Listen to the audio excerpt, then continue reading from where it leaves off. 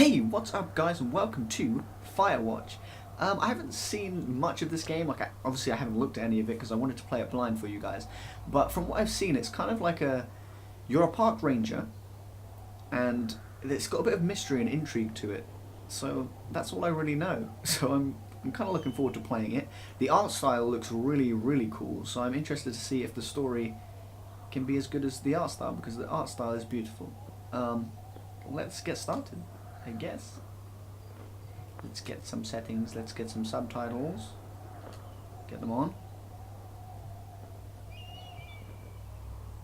Toggle head bob. Is my head gonna bob? Dude, I think my head is gonna bob. I'm so ready. Okay, nope, they stayed good. That's cool. That's cool. That's cool. Let's begin.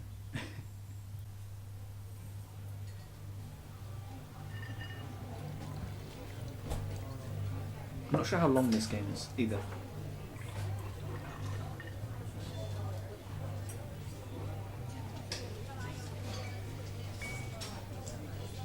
Am I in a bar? It sounds like it. Boulder, Colorado, 1975.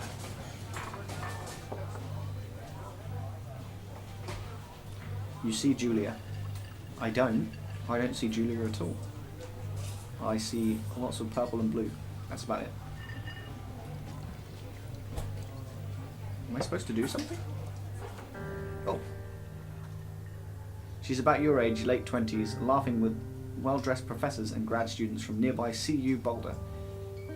You, Henry, are out drinking with your pals. I'm Henry. Hi guys, I'm Henry. You approach her. You are drunk. So what's your, major? You're pretty. I'm definitely a you're pretty kind of guy. You're pretty, she says coolly. You are not. You are a future hangover. What? You reply, confused. Someone should buy you a cheeseburger, she says. She flags down a waiter, and 1 week later you are Julia's boyfriend. I told you guys, the you're pretty, it works. I don't know what to say. I'm good with the ladies. Press R2 to use objects. Backpack. It's my backpack. Anybody? Oh.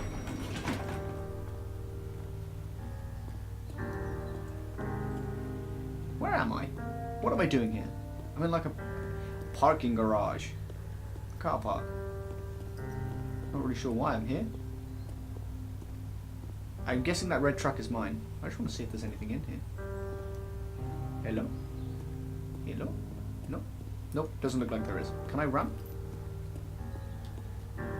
Oh, I can run. Get in. Why would you not put... Would you put your bag inside? I would put my bag on the passenger seat inside. You date for over a year. She drives you absolutely nuts. It's great. You move in, you share an apartment near the school with a view of the mountains. You two drink beers out on the deck. You drink beer just about anywhere. Life is good. Aw, I'm so happy for me and Julia. Julia wants to get a dog. There's a scruffy, undersized beagle. Julia is in love. She wants to bring it with her to class. There's also an intimidating but gentle-eyed German Shepherd. Nothing bad could happen to Julia while walking this dog. It's badass. You pick up the beagle and she names him Bucket. You adopt a shepherd and name him Mayhem. I really like beagles and German shepherds. That's a really tough decision, actually. This one's gonna be like protecting her, but she loves this one. So I feel like if she loves this one, we should go with that one. But I kind of want the German Shepherd. As soon as I read that, the intimidating but gentle-eyed, it makes me think of dog meat from Fallout 4.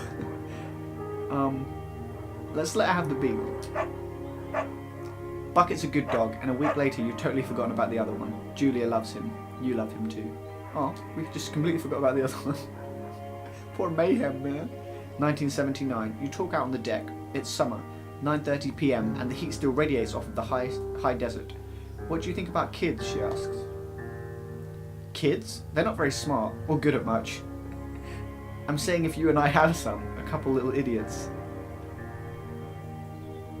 I don't know how old we are, but I do want kids. That would be pretty good. In that case, we should probably get married. Yeah, I would like that, you say. These kids are going to be screwed up enough. It's probably for the best that their parents are hitched. You say she's absolutely right. Oh, we're adorable.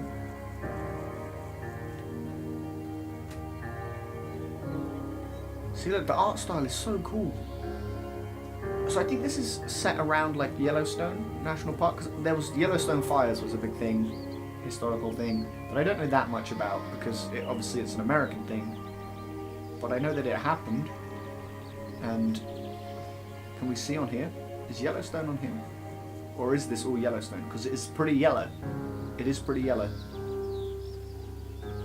Do not forget to check in. No fireworks. Learn to live with bears. You're in their country. Oh god, really? Please say there's no bears that I have to like deal with. And when I say deal with, I don't mean kill, because I won't be able to do that. When I say deal with, I mean they'll deal with me. They'll remove me from the equation. It's a Thursday night and Julia is 4 hours late. She doesn't call. You're worried and getting angrier by the minute. This is 1980 now. She walks in after you've gone to bed. She's not quite drunk, but she's clearly been having a fun time. You fight when she gets between the sheets. You get mad, you ignore her. We fight, okay? So that sounds like I'm already mad. I don't want to get mad and have an argument with her, but if I ignore her, like, ignoring someone is one of the worst things. Like, I feel like that's something that would piss her off even more, so I guess let's get mad. Let's get mad! You call her an inconsiderate asshole. She tells you to fuck yourself and not be such a baby. You call her selfish. She knows you mean it, and it hurts her feelings. Aww, trouble in paradise. 1981. Julia still likes to draw. She draws plants from her research. She draws all the places you go. She draws you. You pose and flex like He-Man. You frolic like a Victoria's Secrets model. I really feel like I mean, do I do the whole, you know, like, or do I do, you know, like, I don't know, how do you frolic like a Victoria's Secrets model? I don't know how to do that, but I want to see it, so, I mean, I'm not going to see it, but Julie was right, you are very pretty.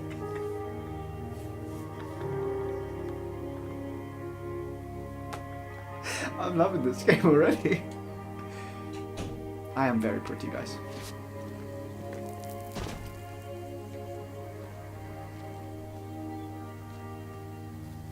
So this, I feel like this bit is after all these events, because this is like telling my history with Julia, and then this just cuts to these bits where I'm in the forest here.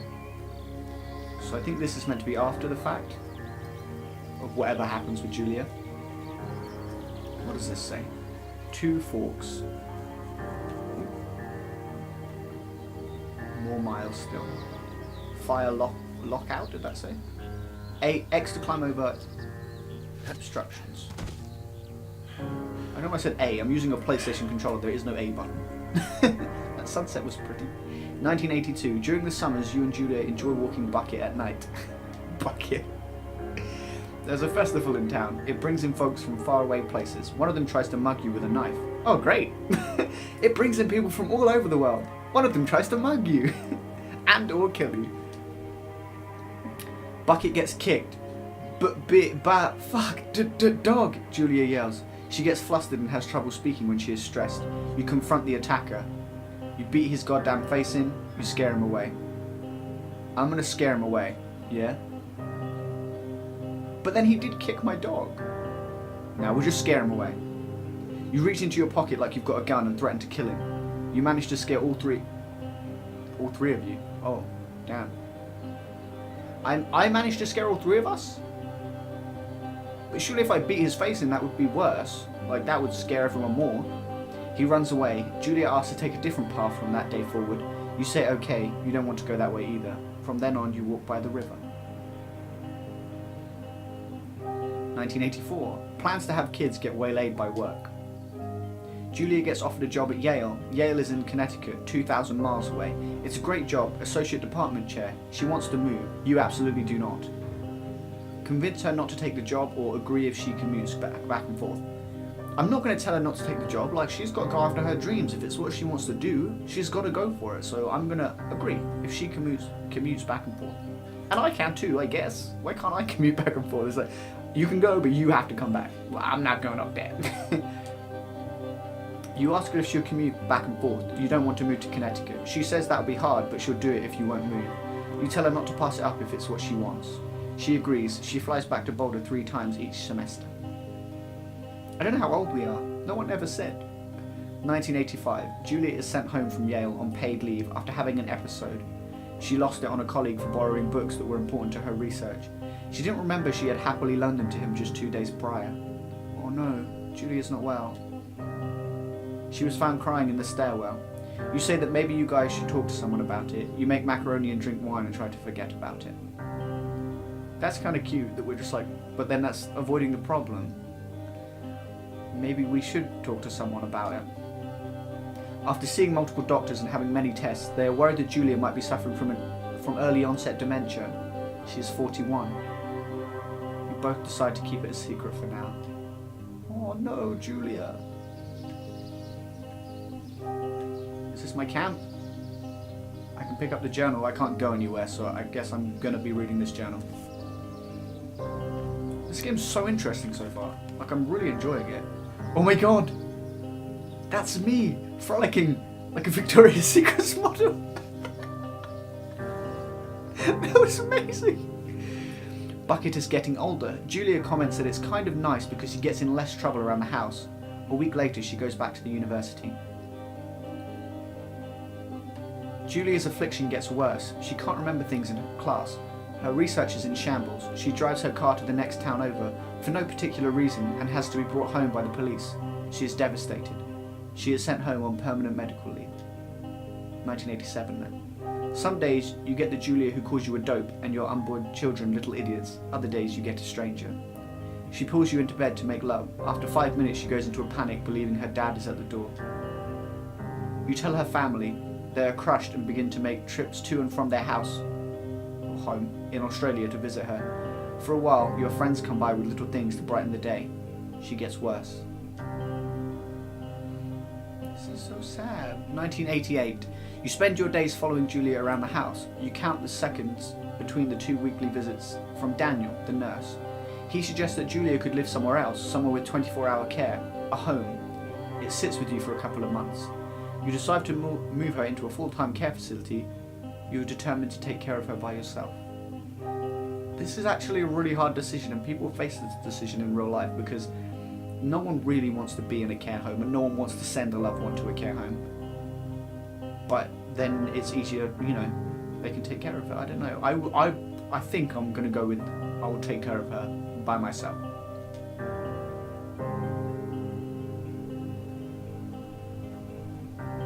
That's a really tough decision there.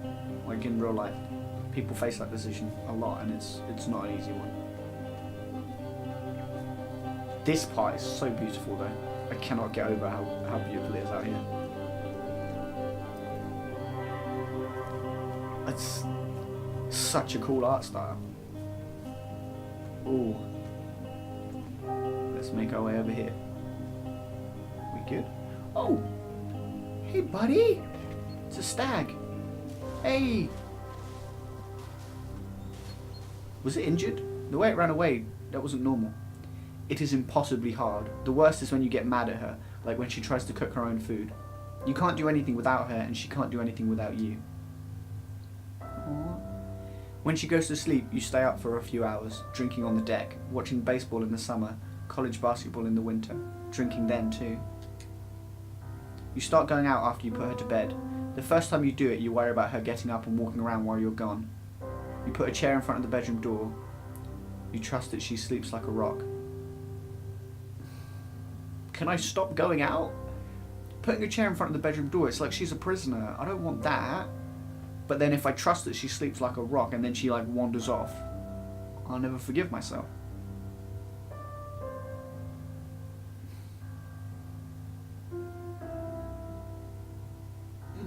This is actually a really tough moral choice. Like, if I just trust that she's gonna sleep and she wanders off and I lose her, I can't do that. But I don't want her to feel like a prisoner. And if she wakes up and panics that she can't even leave the room she's in.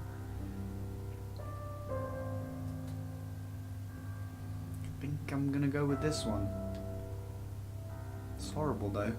You go to the same bar at the boring end of Pearl Street. It's nice there. Over time you tell Sheila, the bartender, everything. It's a huge weight off. You're home and in bed by 1 AM a couple nights a week. You look forward to those nights. 1989. One night you are stopped at a DUI checkpoint. You blow a .10 and are taken to jail for the night. You consider trying to hide it, but you tell your sister-in-law, Susan. Susan, help me.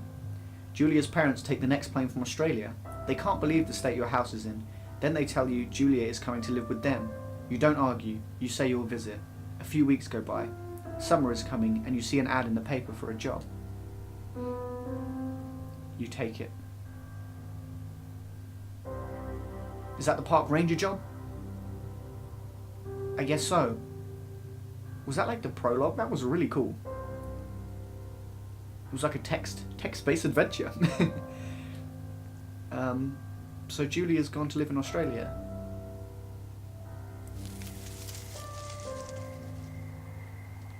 Enter the lookout tower. Okay. Poor Julia. And poor me. Like, I've been through some stuff. I had to frolic like a Victoria's Secrets model once.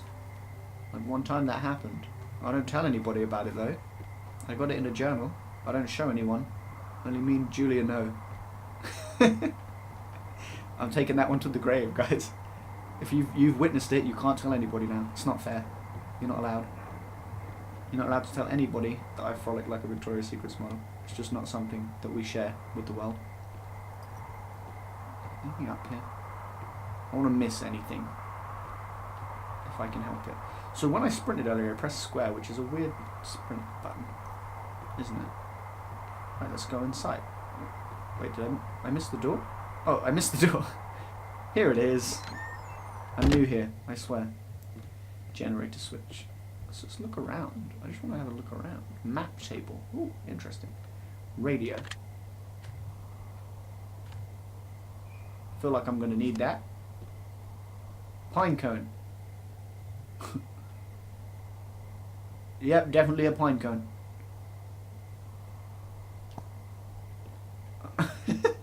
What? Why did I just pick up that pine cone? Just to look at it for a little bit.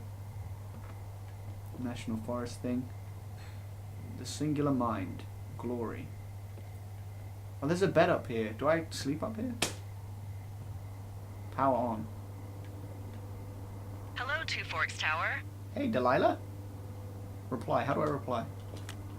Oh. There we go.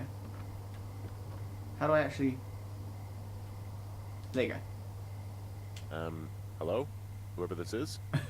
It's Henry, right? Yep. I'm Delilah. Hey. Yeah, that's what the guy said on the phone. So, what's wrong with you? Excuse me? People take this job to get away from something. So, what's wrong? Everything. What's wrong with you? That's a great idea. Go ahead. Look, I just hiked for 2 days, so I don't really follow whatever it is you're doing right now. You take a stab at what's wrong with me. Fine, then can I... sleep? Forever? Sure, buddy. Okay, now go ahead. Okay. You've killed 3 ex-husbands. You're rebelling against Mom. Nobody back home can stand you. You're rebelling against Mom. Okay, you're probably just rebelling against a mom who wishes you had given her grandkids, by the sound of your voice, at least 15 years ago. You come out here and it really grinds her gears and you love it. Can I sleep now? Well, she also says I fuck immature men, but in my defense, who wouldn't want a 28-year-old with ambition and energy and some fire in his belly in bed? Me, I'm going now. Just a second, now it's my turn. Okay. This Good night. conversation. Let's see. I don't know anything about you. Okay, good night, I bye. say you got fired from your job and have finally decided to write your novel. That's the sort of bullshit reason you'll find a man out in the woods. Good night. Welcome to the job. Good night. Firewatch. Yeah, so that was just the prologue, the introduction, dude.